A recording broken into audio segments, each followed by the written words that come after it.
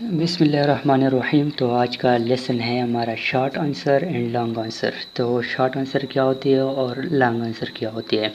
तो चलो स्टार्ट ले लेते हैं फॉर एग्जांपल से। तो यहाँ पे एग्जांपल नंबर 1 में हम देखते हैं आर यू अ टीचर।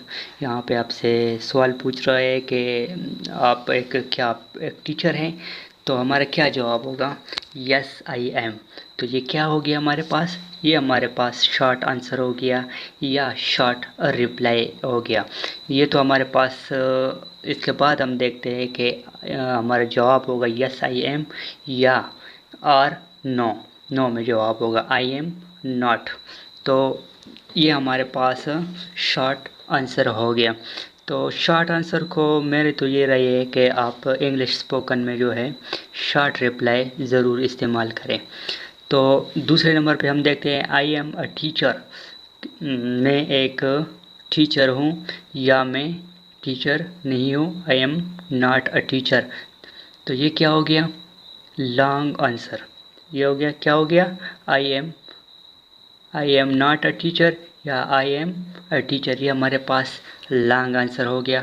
जबकि ऊपर के जुमलों में यस आई एम या आर नो, ये भी हमारे पास शॉर्ट रिप्लाई है, और आई एम नॉट ये भी हमारे पास शॉर्ट आंसर है या शॉर्ट रिप्लाई है। इसी तरीके से दूसरे एग्जांपल में हम देखते हैं आर दे एट होम। आगे सवाल या निशान डाला हुआ है। तो हमारा जवाब क्या होगा, यस दे आर। तो ये हमारे पास क्या हो गया, शॉर्ट आंसर हो गया। जब जवाब हमारे पास यस में है या नो में है, तो नो में है are no, they are not या दे आंट। तो ये हमारे पास शॉर्ट आंसर आ गया। इसी तरीके से they are at home, they are at home और they are not at home. तो ये इसका लॉन्ग आंसर आ गया। तो डेली जो स्पोकन है इंग्लिश, उसमें आपको ज़रूर जो है शॉर्ट आंसर का इस्तेमाल ज़्यादा से ज़्यादा करना चाहिए। इससे क्या होगा कि इससे ये होगा कि आपकी जो इंग्लिश है वो फ्लुएंटली जो है आप इंग्लिश बोल सकेंगे। इसी तरीके से in short answer contraction is not possible after yes. तो कंट्रैक्शन के बारे में मैं पहले ही एक लेक्चर आपको दे चुका हूँ कि कंट्रैक्शन बेसिकली होती क्या है। तो यहाँ पे कंट्रैक्शन के बारे में थोड़ा सा मैं आपको बता दूँ कि कंट्रैक्शन किसी चीज़ को आपस में जोड़ना या मिलाना, उसको हम क्या बोलते हैं, कंट्रैक्शन। इसके बारे में आपको मैं पहले ही बता चुका हूँ, अब दोबारा मुझे बताने की ज़रूरत नहीं है। तो इन short answer contraction is not possible after yes.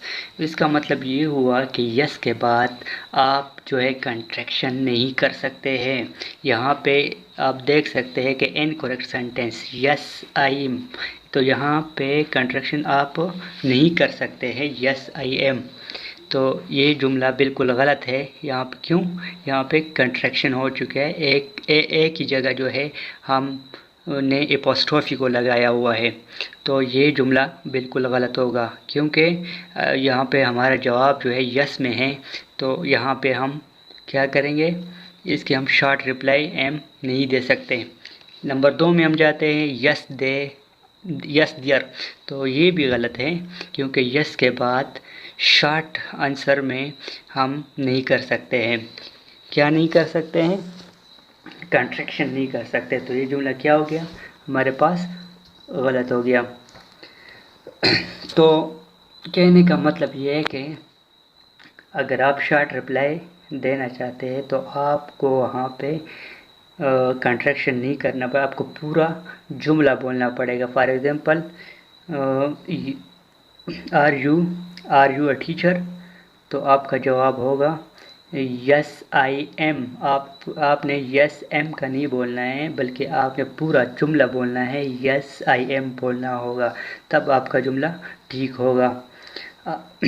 Are they student, दूसरे नंबर पे हम देखते हैं आर दे स्टूडेंट। तो आपका जुमला यस दियर का नहीं होना चाहिए, आपका जुमला पूरा आपने पूरा शॉर्ट रिप्लाई देना होगा yes they are, yes they are. तो ये क्या हो गया, ये हमारे पास करेक्ट सेंटेंस आ जाएगा। अगर आप बोलेंगे यस दियर, तो ये आपका जुमला इनकरेक्ट हो जाएगा।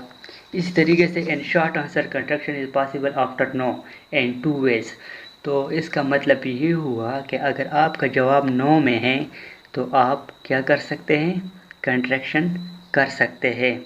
For example are they at home, अब मेरा जो आंसर जो है वो क्या होगा, नो में है, तो मैं कंट्रैक्शन कर सकता हूँ, यानी मैं बोल सकता हूँ नो दे आर नॉट। तो क्या है, बी के बाद हमारे पास नॉट का एक वर्ड मौजूद है, तो इसलिए हम इसको शॉर्ट रिप्लाई में इस्तेमाल कर सकते हैं। नो दे आर नॉट, और नो दे आंट। तो ये हमारा आज का जो लेसन है शॉर्ट आंसर और लॉन्ग आंसर के बारे में था। तो उम्मीद करता हूँ कि आपको ये लेसन जो है वो समझ में आ गया होगा, और अपना ख्याल रखिएगा। अगर आपको मेरा ये लेक्चर पसंद आया हो तो बराए करम मेहरबानी मेरे चैनल को सब्सक्राइब करें, लाइक करें, कमेंट्स ज़रूर दिया करें, और अपना ख्याल भी ज़रूर रखा करें। Thank you very much.